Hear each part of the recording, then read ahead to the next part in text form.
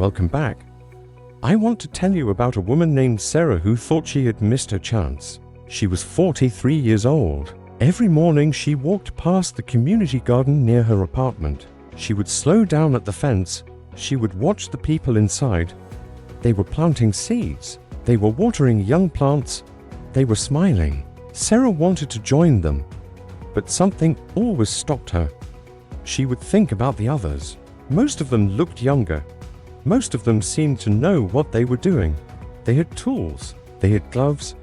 They moved with confidence. Sarah felt like she would look foolish. She felt like everyone would wonder why someone her age was just starting now. One Saturday morning, Sarah stopped at the fence longer than usual. An older man was kneeling in a corner plot. His hands were deep in the soil. He looked about 70, maybe older. Sarah watched him work. He moved slowly, but with purpose. He wasn't rushing. He wasn't looking around to see who was watching.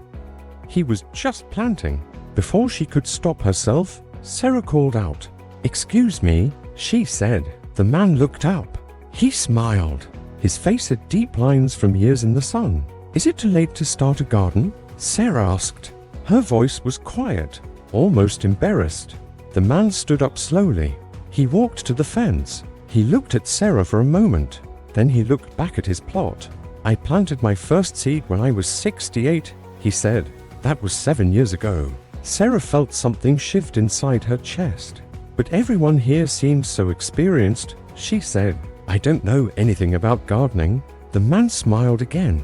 He pointed to a young woman across the garden. "She started last month," he said.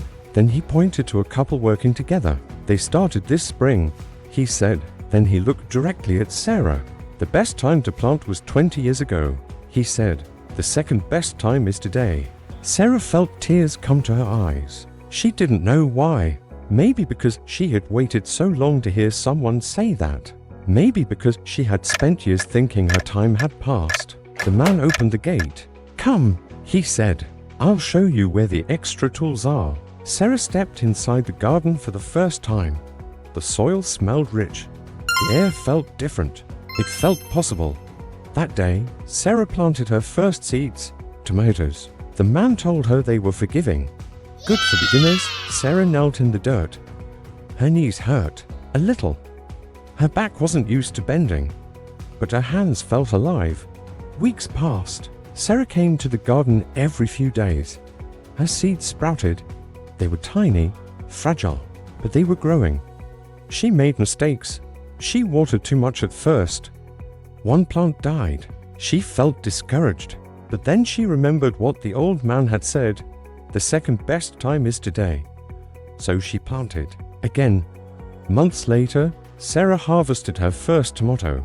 It was small, not perfect, but it was hers. She held it in her hand. She thought about all the years she had walked past that fence, all the years she had believed it was too late. She thought about how wrong she had been.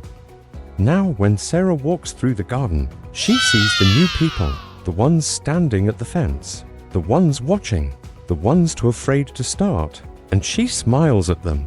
She waves them in, because she knows something now. She knows that the garden doesn't care how old you are. It doesn't care when you start. It only cares that you begin. Sarah still gardens. Her plot has grown. She grows more than tomatoes now. Peppers, herbs, flowers. But what grew more than anything was her belief that starting late is better than never starting at all. If you've been standing at the fence of something you want to do, maybe today is your day to step inside. Maybe today is the second best time.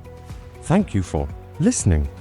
This is Story Studio 91, where we share stories that help you grow.